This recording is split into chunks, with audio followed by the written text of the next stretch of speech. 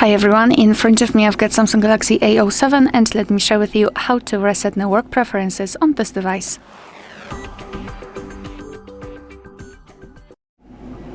So let's start with opening the settings, and here in this general list we have to scroll all the way down to find general management. Then let's tap on reset.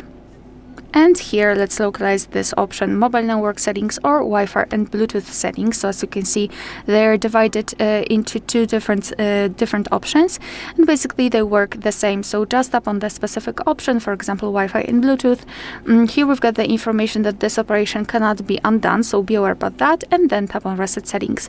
And as you can see, this is it. If you've got the screen lock, your device will probably ask you to enter it to confirm the whole step. That's normal and no worries, simply enter it.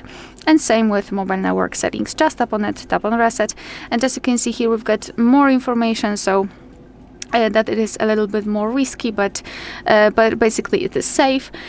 And tap on reset if you're ready, and network settings have been reset successfully.